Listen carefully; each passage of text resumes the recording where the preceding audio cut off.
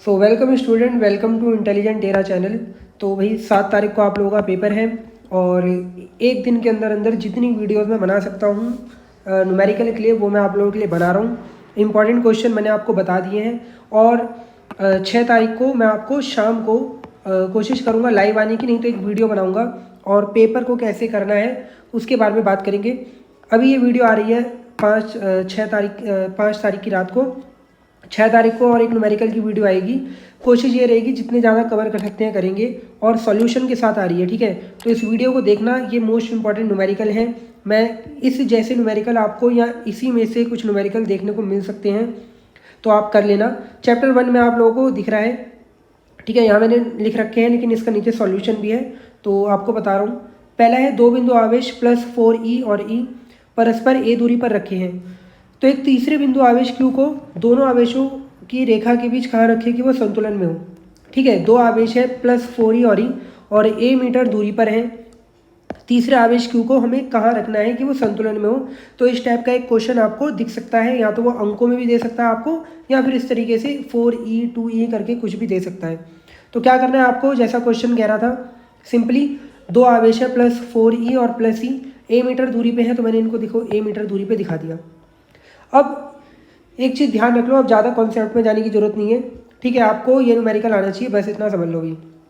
तो अगर आपके पास दोनों आवेश के चिन्ह बराबर हैं, बराबर का मतलब सेम है, प्लस प्लस, तो कहीं बीच में ही, ध्यान रखना, कहीं बीच में ही जो आवेश है तीसरा आवेश क्यू वो संतुलन में होगा, ठीक है। अब मैंने मान लिया यहाँ पे कहीं पे ये क्यू आवेश तीसरा आवेश संतुलन में है, जो कि +4e से x दूरी पर है। तो यहाँ से बची हुई दूरी कितनी हो जाएगी, आप कहोगे a - x, ये टोटल a है, ये x हो गई, तो ये a - x बचेगी।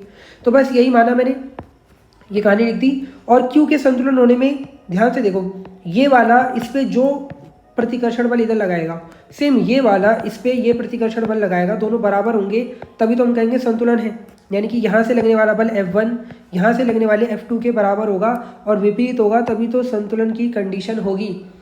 तो बस ये संतुलन की कंडीशन हम यहाँ पे लगाएंगे, F1 बराबर F2, और फॉर्मूला होता है कि Q1 Q2/r²। तो Q1 हो गया +4e और Q2 हो गया Q, और दोनों के बीच की दूरी x² लो, और यहाँ पे F2 हो जाएगा E और Q, देखो, और दोनों के बीच की दूरी a - x को उसका होल स्क्वायर। जो कट रहा है काट दो जल्दी जल्दी से, और सॉल्व करोगे तो ये आंसर आ जाएगा आप लोगों के पास, ठीक है। चलिए नेक्स्ट क्वेश्चन है कि आपको 2 आवेश दिए हुए हैं जो परस्पर 2 मीटर दूरी पर हैं।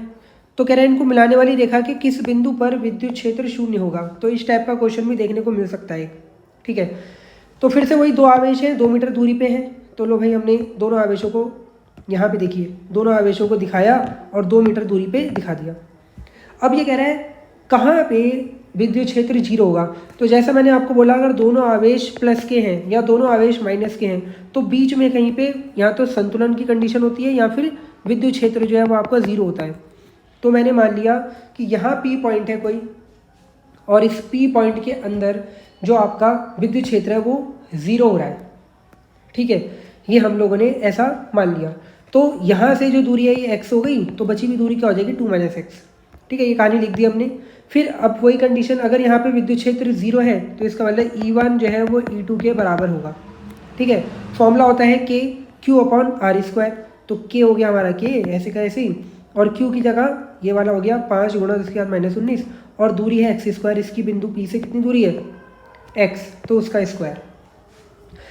ऐसे ही अब जरा सेकंड वाले को देखो, तो ये आवेश है आपका 20 गुणा 10⁻⁻19 कूलाम, और इसकी दूरी है 2 - x का होल स्क्वायर। लो, जैसे ही सॉल्व करोगे जो कट रहा है उसे काट दो पहले तो, ठीक है। सॉल्व करोगे इसका, जैसे ये 5 से कट जाएगा तो यहाँ पे 4 बार, और जब वर्गमूल लोगे तो 1/x, और यहाँ पे 4 का आ जाएगा 2, और यहाँ से स्क्वायर हट जाएगा 2 - x।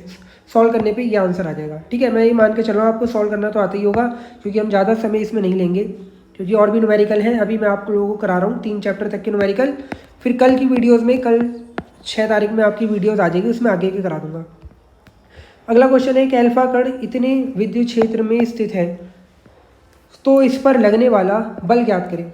सिंपल क्वेश्चन है, 2 नंबर के लायक। तो देखो, अल्फा कण इतने विद्युत क्षेत्र में स्थित है, इस पर आवेश होता है इतना, तो इस पर जो बल लगेगा वो F = Q × E होगा।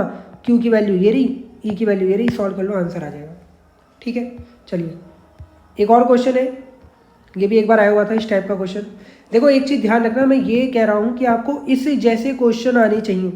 वो आपको संख्या कोई भी दे सकता है, वर्ड थोड़े से इधर उधर कर सकता है, लेकिन आपको ये इस टाइप के क्वेश्चन में से ही चीज़ें बना बना के देगा। तो कंफ्यूज नहीं होना है, ठीक है, ढंग से समझ के जाओ, ताकि जैसे क्वेश्चन और अगर ये आ गए तो आप कर लो।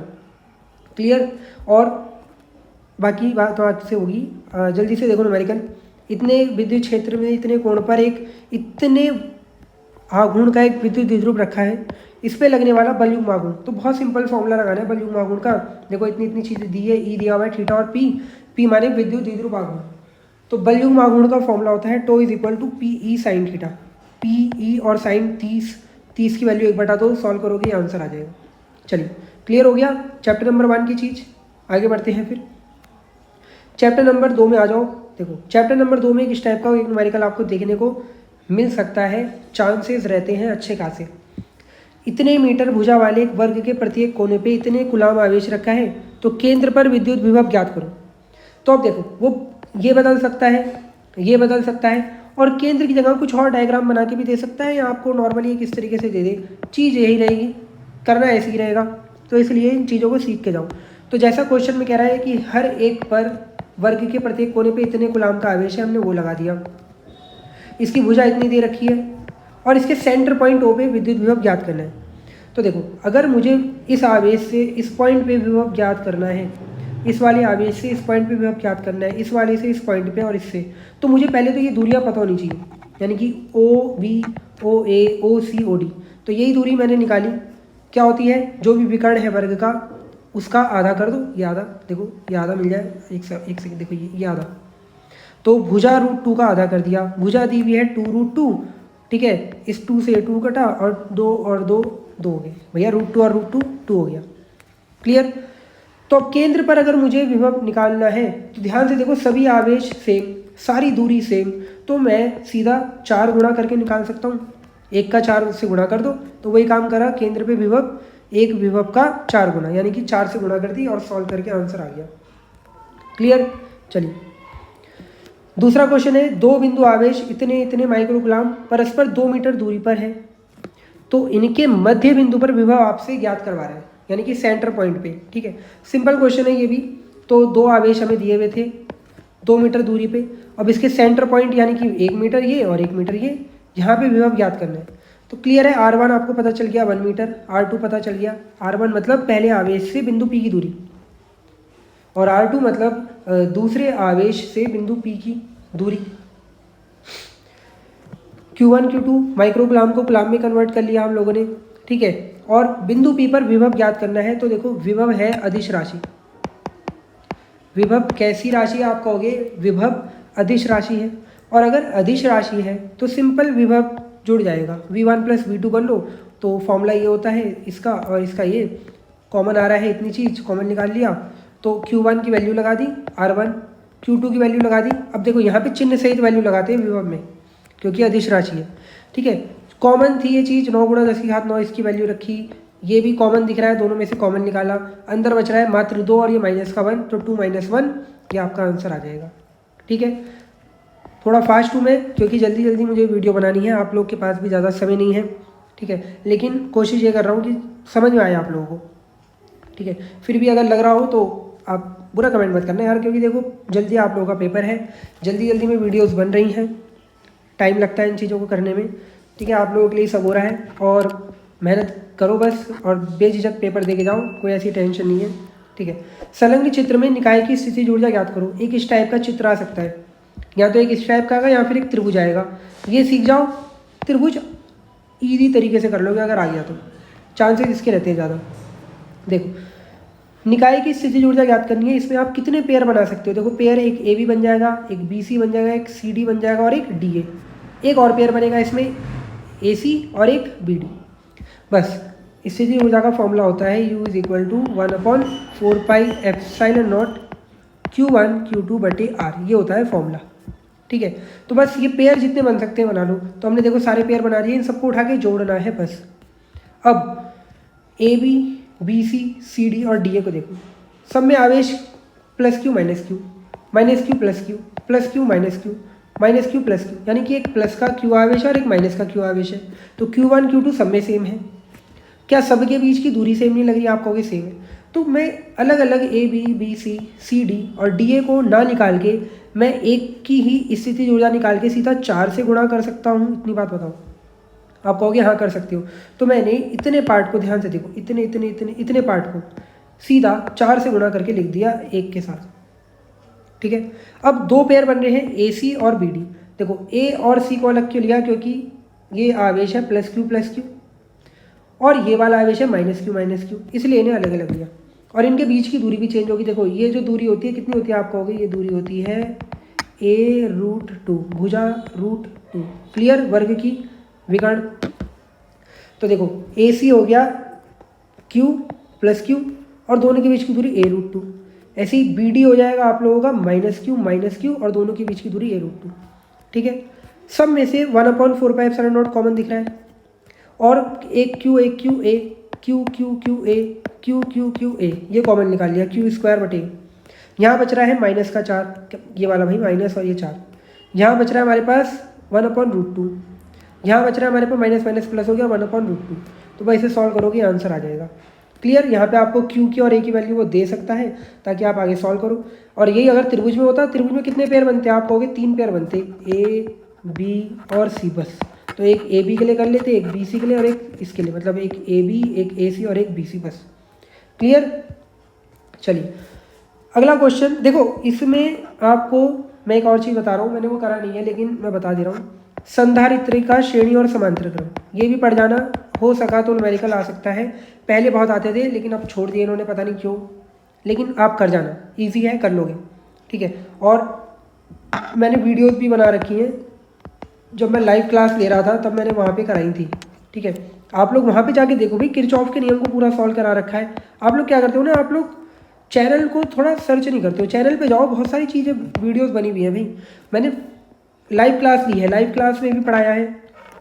50 मोस्ट इंपॉर्टेंट क्वेश्चन करके जब मैं वीडियोस बना रहा था तब मैंने वो क्वेश्चंस कराए हैं, चैप्टर 1 2 3 यहाँ तक मैंने क्लियर करा रखी हैं चीज़ें, लेकिन आप ध्यान से देखते ही नहीं। वही वाली बात है कि अगर अभी आईडी सर्च मारने के लिए दे दी जाए ना, तो पता नहीं कहाँ से किसकी आईडी सर्च मार के एकदम निकाल लोगे, ले भाई ले तेरे लिए आईडी ली, अब कर बात।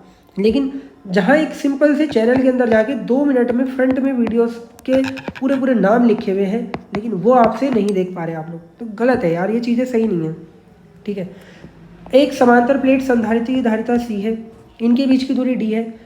दूरी को आधा कर दें तो धारिता क्या होगी? छोटे मोटे क्वेश्चन है इस टाइप से, वो और भी बना के दे सकता है। तो देखो स्टार्टिंग में धारिता ये होती है, अब दूरी आधी कर दी तो नई धारिता जो हो जाएगी C' हो जाएगी, दूरी D/2, ये 2 ऊपर चला जाएगा गुणा में, और ये वैल्यू आपको C की दिख रही है यहाँ से, तो दूरी धारिता दुगनी होगी। चैप्टर नंबर 3 इंपॉर्टेंट है, इसमें से भी न्यूमेरिकल एक देखने को मिलेगा, 100% श्योर, 100% श्योर है कि इसमें से एक न्यूमेरिकल आएगा। ठीक है, देखो एक दूसरे में से चांसेस हैं, पहले में से 50-50 कह सकते हैं हम लोग। ठीक है, या 30-70 कह दो, 30 के चांस आने के न्यूमेरिकल और 70 थ्योरी, लेकिन तीसरे में से 100% एक न्यूमेरिकल रहेगा। हाइड्रोजन में इलेक्ट्रॉन नाभिक के चारों ओर इतने मीटर त्रिज्या की कक्षा में इतने के वेग से गति करता है, तो इसके समतुल्य धारा, यानी कि कह रहे हैं कि हाइड्रोजन में एक इलेक्ट्रॉन है जो नाभिक की ओर इतनी मीटर त्रिज्या की कक्षा में इतने के वेग से गति कर रहा है, तो धारा बतानी, तो V और R गिवन है। अब ध्यान से देखना, जब भी आपसे वृत्तीय मार्ग में धारा पूछे, आप सिंपल ये फॉर्मूला लगा दो, I = F × E। F होता है घूर्णन आवृत्ति, तो आवृत्ति का फॉर्मूला 1/T, T मतलब आवर्तकाल, तो जो T होगा समय बराबर होता है दूरी बटे चाल। यहाँ मैं लिख देता हूँ भाई, कहीं कन्फ्यूजन में आ जाओ, समय बराबर दूरी बटे चाल। अब जो इलेक्ट्रॉन है वो दूरी कैसी तय कर रहा है? आप कहोगे 2πr, और चाल v दे रखी है, तो मैंने वही लगाया, दूरी बटे चाल। यहाँ से इस t की वैल्यू को इधर लगा दिया, लो भाई ये भी चला गया इधर ऊपर, तो आ गया f। समीकरण 1 में f की वाली वैल्यू हम पुट कर दे रहे हैं, लो भाई v हमें पता है, वैल्यू लगा दी, 2 ऐसे का ऐसे ही, पाई की जगह मैंने जानबूझ के 22/7 लगाया ताकि ऊपर वाला डिजिट कट जाए, और r की वैल्यू और e की वैल्यू आवेश इलेक्ट्रॉन का। सॉल्व करोगे इजी तरीके से सॉल्व हो जाएगा। 2 और 5 की गुणा करके नीचे 10 बनाया, 7 को ऊपर भेज दिया, इससे काट के सॉल्व करना, इतना आंसर आ जाएगा। ठीक है, तो ये क्वेश्चन इंपॉर्टेंट है, इस टाइप का एक क्वेश्चन आ सकता है, कर लेना। अगला क्वेश्चन है, दो बल्ब हैं जिसमें इतना और एक में इतना अंकित है। यदि इन्हें 220 वोल्ट की मेन लाइन से हम समांतर क्रम में जोड़ दें तो कह रहा है कौन सा बल्ब अधिक चमकेगा और क्यों। यह आया हुआ है क्वेश्चन। यदि बल्बों को श्रेणी क्रम में जोड़ते हैं तो क्या होगा, ठीक है। तो ध्यान से देखो, ये कह रहा है दो बल्ब हैं, एक है ये वाला बल्ब और एक है ये वाला बल्ब। कह रहा है अगर मैं इन्हें समांतर क्रम में जोड़ रहा हूँ तो कौन ज़्यादा चमकेगा और क्यों, रीज़न भी बताना है। तो देखो इस टाइप के क्वेश्चन भी चांसेस रहेंगे आने के, और अभी 2 साल से तो इस टाइप के क्वेश्चनों के चांस हो रहे हैं। मतलब इस टाइप के क्वेश्चन मतलब जो थोड़े थिंकिंग वाले क्वेश्चन हो, जो आप खाली ये नहीं कि रट के आ रहे हो, थोड़ा बेसिक पढ़ के आओ, बेसिक पे आंसर दो अपने, तो ये इस टाइप के क्वेश्चन होते हैं। तो ये क्वेश्चन भी देखने को मिलेंगे आपको इस टाइप के, कोई ना कोई किसी और चैप्टर से रिलेटेड भी। देखो समांतर क्रम में हमें पता है शक्ति P बराबर होता है v²/। जरूरी नहीं है समांतर क्रम में, हमारे पास 3-4 फॉर्मूले हैं शक्ति के। एक P बराबर I²RT, ठीक है, I²R। एक P बराबर हो गया VI, एक P बराबर हो गया ये v²/R, ठीक है। ये 3 फॉर्मूले हैं नहीं है, तो मैंने ये वाला फॉर्मूला लिया। क्यों लिया, क्योंकि मैं जानता हूँ समांतर क्रम में वोल्टेज समान रहता है, इसलिए मैंने वोल्टेज वाला फॉर्मूला लिया। अब समान रहेगा तो हमारे पास P व्युत्क्रमानुपाती केवल R के बचेगा। अब ये क्लियर बता रहा है कि भैया जिसकी शक्ति जितनी ज़्यादा उसका प्रतिरोध उतना कम। तो यहाँ लिख भी दिया है कि स्पष्ट है कि जिस बल्ब की शक्ति जितनी अधिक होगी उसका प्रतिरोध उतना ही कम होगा। क्लियर। अब प्रतिरोध कम होगा तो धारा अधिक बहेगी। तो आप मुझे खुद बताओ इन दोनों में से किस बल्ब की शक्ति ज़्यादा है। आप कहोगे 100 वाट बल्ब की शक्ति ज़्यादा है। तो अगर इसकी शक्ति ज़्यादा है तो इसका प्रतिरोध R जो होगा वो क्या होगा, कम होगा। तो इसमें जो धारा बहेगी वो अधिक बहेगी, और धारा अगर अधिक बहेगी तो कौन अधिक चमकेगा, आप कहोगे भैया यही चमके, जिसमें करंट ज़्यादा वो ज़्यादा चमकेगा। तो इसलिए समांतर क्रम में ये वाला अधिक चमकेगा। और यही अगर श्रेणी क्रम की बात कर रहे हैं तो श्रेणी क्रम में हमने जानबूझ के वाला फॉर्मूला लिया, क्योंकि श्रेणी क्रम में धारा नियत रहती है। तो P समानुपाती R दिखेगा आपको। अब क्लियर पता चल रहा है कि श्रेणी क्रम में जिस बल्ब की शक्ति ज़्यादा उसका प्रतिरोध ज़्यादा और उसमें धारा उतनी ही कम। यहाँ लिख भी दिया है, ठीक है, धारा उतनी कम होगी। तो क्लियर है, जिसका प्रतिरोध कम होगा उसमें धारा कम चाहिए होगी हमें, तो इसलिए इतने वाला अधिक चमकेगा, कम वाला।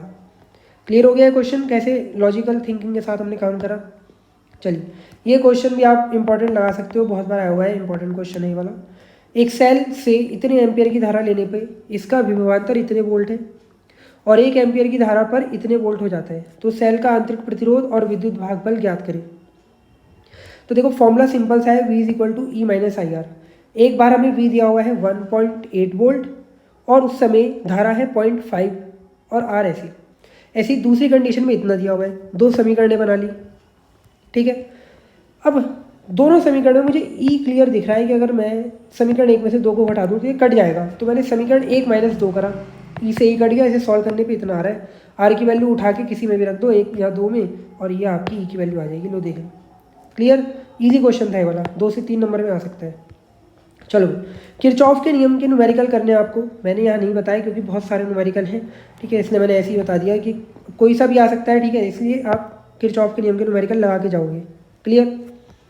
एक इस टाइप इस जैसा कोई ना कोई क्वेश्चन हटके तो नहीं कहेंगे, लेकिन हाँ कोई ऐसा क्वेश्चन जो आपको थोड़ा सा सोचने पे मजबूर करे, इस टाइप का क्वेश्चन आएगा, लगभग चांस रहेंगे।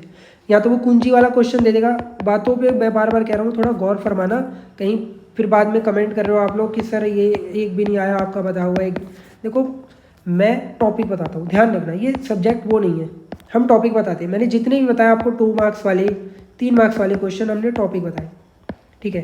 अब आपको टॉपिक पढ़ना है ढंग से, वो उसमें से क्वेश्चन थोड़ा सा घुमा के पूछ लेगा तो आप लोग कंफ्यूज हो जाओगे, आप कहोगे हार्ड पेपर आ गया या हमसे नहीं हुआ। तो फिर फिजिक्स देखो ऐसे नहीं होती। आप एक बार जरा CBSE वालों का पेपर देखो, फिर आप कंपैरिजन करो, ठीक है।